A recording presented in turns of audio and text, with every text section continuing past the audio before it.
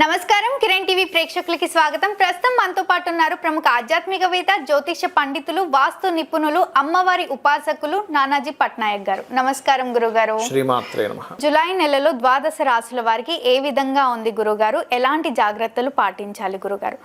నెల మొత్తం కూడా యోగించాలి అంటే ఏ అమ్మవారిని ఆరాధించాలి, ఏ అయ్యవారిని ఆరాధించాలి? మా ప్రేక్షకుల కోసం ఒక్కసారి మీ మాటల్లో తెలియజేయండి. అనుకూలించే తేదీలు ఏంటి, ప్రతికూలించే తేదీలు ఏంటి గురుగారు? మా కోసం తెలియజేయండి గురుగారు. దీనికంటే ముందుగా అసలు గ్రహస్థితి ఎలా ఉందో చూసుకోవాలి. కుంభంలో రాహువు, మీనంలో శని, అవును, వృషభ రాశిలో శుక్రుడు ఉన్నాడు. అదేవిధంగా మిథునంలో రవి గురువులు కలిసి ఉండి 15వ తేదీ నుంచి రవి 16వ తేదీ ఆల్మోస్ట్ 15 మధ్యాహ్నం 16వ తేదీ నుంచి కర్కాటకంలోకి ఎంటర్ అవుతారు. అలాగే కర్కాటకంలో బుధుడు, సింహరాశిలో కుజుడు, కేతువు. ఈ యొక్క చంద్రుడు 1వ తేదీ నుంచి మొత్తం మనకి కర్కాటకం వరకు ఈ యొక్క 30 రోజులు సంచారం అనేటువంటిది జరుగుతుంది. ఈ మాసం 31 రోజులు, జూలై మాసం కాబట్టి. గురుగారు, కర్కాటక రాశి వారికి ఏ విధంగా ఉంది గురుగారు?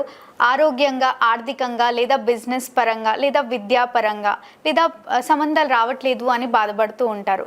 సో అన్ని సక్రమంగా జరగడానికి ఏదైనా మంచి రెమెడీ మా కోసం తెలియజేయండి.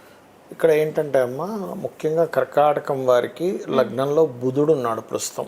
బుధుడు శుభగ్రహం ఎప్పుడైనా లగ్నంలో ఉన్నప్పుడు ఏమవుతుందంటే కన్ఫ్యూజన్ గురవుతుంటాం. ఏదైనా ఒక ధైర్యం చేయాలంటే చేయలేకపోతుంటాము. అది ఒక్కటి కొంచెం ఇబ్బంది ఇస్తుంది. బట్ సౌకర్యవంతంగా ఉంటుంది. ఎందుకంటే ఇక్కడ పూర్వజన్మ కర్మకారకుడు పూర్వజన్మ కర్మస్థానంలో ఉన్నాడు. శుక్రుడు వచ్చేసి 11th house, lord is in 11th house ఉన్నాడు. కాకపోతే వీరు కుటుంబ వ్యవహారాలు, ధన సంబంధించినటువంటి విషయాల్లో కొద్దిగా జాగ్రత్తగా ఉండాలి. అనవసరమైన ఘర్షణలు ధనం మూలంగా వస్తూ ఉంటుంది.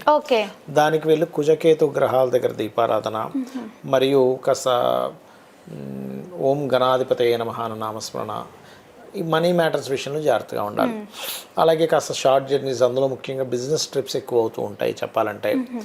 మరొకటి ఏంటంటే హోమ్ లోన్స్ కోసం చేసే ప్రయత్నం ఫలిస్తుంది.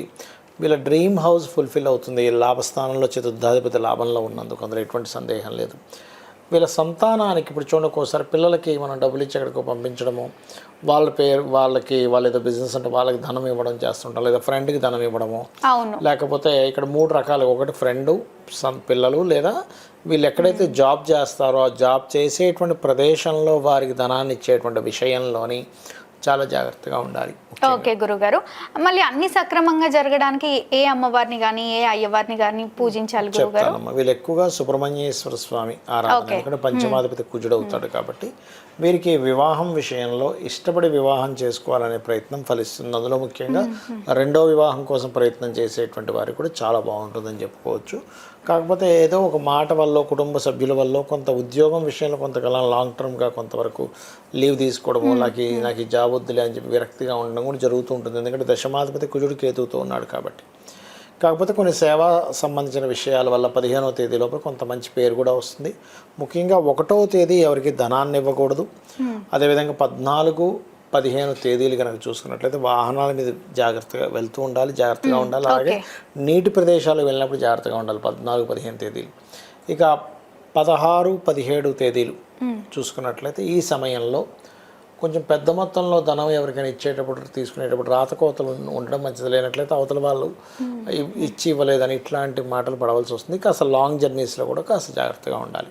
గురుగారు, జాతకం తెలియనప్పుడు లేదా రాసులు తెలియనప్పుడు ఇవే చూసుకోవాలా, లేదా పర్సనల్ చార్ట్ ఏమైనా చూసుకోమంటారా? ఒకటమ్మా, పర్సనల్ చార్ట్ చూసుకోవడం అంటే వాళ్ళకి డేట్ ఆఫ్ బర్త్ ఉండాలి. అవును. తెలీదు అన్నప్పుడు ఏంటంటే వాళ్ళ పేరు మీద చూసుకుంటారు. పేరు మీద చూసుకునేది ఒక 10 to 15% మాత్రమే పనిచేస్తుంది. ఈ గోచారం అనేటువంటిది మాత్రం, గోచారం కూడా 10 to 15%. పర్సనల్ చార్ట్ ఎక్కువగా పనిచేస్తుంది ఎప్పుడు కూడా. అంటే మీరు పుట్టినప్పుడు ఉన్నటువంటి సమయం, ఏ సమయంలో పుట్టారు, అప్పుడు ఏ లగ్నం గడుస్తుంది, ఏ నక్షత్రంలో పుట్టారు, దాన్ని బట్టి ఏ మహాదశతో మీ లైఫ్ ప్రారంభమైంది, నవగ్రహాల్లో కూడా ఏ గ్రహం ఎక్కడ ఎలా ఉంది. ఇప్పుడు ఉదాహరణకి వాళ్ళు ఎదగలేకపోతున్నారు, లగ్నం బలహీనంగా ఉంది, లగ్నాన్ని ఎలా దాన్ని స్ట్రెంథెన్ చేసుకోవాలి. ఇప్పుడు ఎంత ప్రయత్నించినా ధనపరంగా ఇబ్బంది వస్తుంది. ధనాధిపతి ఎలా ఉన్నాడు, శుక్రుడు ఎలా ఉన్నాడు, అది చూసుకోవాలి. చాలామంది చేసే మిస్టేక్ ఏంటంటే వీళ్ళకి ఒక మార్గంలో ధనం ఉంటే ఇంకో మార్గంలో ప్రయత్నం చేస్తూ ఉంటారు. అంటే ఉదాహరణకి వీళ్ళకి ఫుడ్ రిలేటెడ్ వాటి మూలంగా ధనయోగం ఉంది, వీళ్ళు వెళ్ళి హాస్పిటల్ కట్టుకుంటాడు, రాదు. అట్లా ఎందులో ఉంది మీ ధనాధిపతి ఏ గ్రహాలతో కలిసి ఉన్నాడు, వ్యాపార యోగంలో ధనయోగం ఉందా, ఉద్యోగంలో ఉందా, ఒకవేళ ఉద్యోగం ఉంటే ఇక్కడుందా, విదేశాల్లో విదేశీ ధనయోగం ఉందా, వ్యాపార యోగంలో ఉంటే ఏ వ్యాపారంలో ధనయోగం ఉంది, సర్వీస్ ఓరియంటెడా లేకపోతే ఏదైనా ప్రోడక్ట్ రిలేటెడ్, ఇవి చెక్ చేసుకోవాలి ముఖ్యంగా. అలాగే మరి కొంతమందితో కలవడం వల్ల ఇబ్బంది వస్తుంది, అది అన్నదమ్ములతో కావచ్చు, లేకపోతే అలా అన్నదమ్ములతో కొంతమందికి ఇబ్బంది ఉంటుంది, ఎందుకు ఉంది అలా ఉన్నప్పుడు దానికి రెమెడీ ఏం చేసుకోవాలి, వాళ్ళ ప్రయత్నాలు సక్సెస్ అవ్వవు, ఏది మొదలుపెట్టినా ఆగిపోతుంది అంటూ ఉంటారు. అలాంటి మూడో అధిపతి ఎలా ఉన్నాడు, మూడులో ఉండే గ్రహాలు ఎలా ఉన్నాయంటే ప్రయత్న స్థానం, సిబ్లింగ్ హౌస్ అంటారు, అది చెక్ చేసుకొని దానికి పరిహారాలు చేసుకుంటే ప్రయత్నం సిద్ధిస్తుంది. మరి కొంతమందికి ఎప్పుడు గృహం కొన్నా ఇబ్బంది వస్తూ ఉంటుంది, ఎందుకంటే చతుర్థ భావం పాడవుతుంది. చతుర్థ భావం పాడైతే ఏమవుతుందంటే వీళ్ళకి విద్యా విషయంలో ఇబ్బంది, గృహాలు కొనుక్కుంటే ఇబ్బంది, ఎప్పుడు ఏదో ఒక బ్యాడ్ నేమ్ రావడం జరుగుతూ ఉంటుంది, శీలస్థానం అంటారు. అలాంటప్పుడు చతుర్థాధిపతి మహాదశలు నడుస్తున్నాయి, ఇది ఒక్కోసారి హెల్త్ని కూడా ఇబ్బందిస్తుంటుంది, ఎందుకంటే ఇమ్యూనిటీకి వ్యయస్థానం కాబట్టి చతుర్థాధిపతికి సంబంధించిన దానం ఇవ్వడము, చతుర్థాధిపతి ఎవరో తెలుసుకుని దానికి ఆ రకంగా మెలగడం చేస్తూ ఉండాలి. ఇది తల్లితో ఉండేటువంటి రిలేషన్ కూడా చెప్తూ ఉంటుంది. వాహనాల మీద వెళ్ళేటప్పుడు 4-8 కనెక్టివిటీ వచ్చింది, వాహన ప్రమాదాలు, ఆ దశలను ఏమైనా నడుస్తున్నాయా, ఆ సమయంలో కొంత జాగ్రత్తగా ఉండడం చేస్తూ ఉండాలి. ఎప్పుడు కూడా గ్రహం ఏంటంటే మనం ఏదైనా రాంగ్ స్టెప్ వేస్తున్నాం చూసుకోండి, అప్పుడే ఎఫెక్ట్ ఇస్తుంది. కానీ నేను రైట్ స్టెప్లో ఉండాలి, నేను ఎక్కడ కూడా ఇది అవ్వకూడదని జాగ్రత్తగా భగవంతు ఆరాధన చేసుకుంటూ వెళ్తున్నట్లయితే అక్కడ గ్రహం కూడా ఆటోమేటిక్గా అది దాని ప్రభావం తగ్గించుకుంటుంది. అలాగే చాలామంది రైట్ టైంలో కొన్ని పనులు చేయరు, అంటే ఎలాగా అంటే వివాహం చేసుకోకూడని సమయంలో చేసుకుంటారు, వివాహానికి మంచి గోచారం ఉన్నప్పుడు చేసుకోరు. ఎప్పుడు కూడా వివాహ సమయం అనేది ప్రతి ఒక్కరికి 3 నుంచి 5 సార్లు వస్తుంది. ఏ ఇయర్లో ఏ మంత్స్లో ఎక్కువగా ఉంది చూసుకొని ఆ మంత్స్లో ఏ పార్ట్నర్తో మీరు వివాహం, అంటే ఎవరితో మీరు వివాహం చేసుకుంటే మీ మైండ్ సెట్లు కలుస్తాయి చూసుకోవాలి. ఇంకోటి ఏంటంటే వివాహ పొంతనలో కూడా 36 పాయింట్లకి 18 వచ్చేసాయని చూసుకుంటారు, అది ఓన్లీ జస్ట్ బేసిక్ వరకే. నక్షత్రాధిపతులు, రాస్యాధిపతులు, ఆకర్షణ ఇచ్చేటువంటి గ్రహాలు, బుద్ధికారకుడు, మనస్కారకుడు, జీవకారకుడు, కర్మకారకుడు, కాలమోక్షకారకులు అయినటువంటి రావుకేతువులు, ఇవి ఎలా కలిసాయో చూసుకోవాలి. అప్పుడే వీళ్ళకి ఇద్దరి మధ్యన అవగాహన, నమ్మకం అనేటువంటిది పెరుగుతుంది.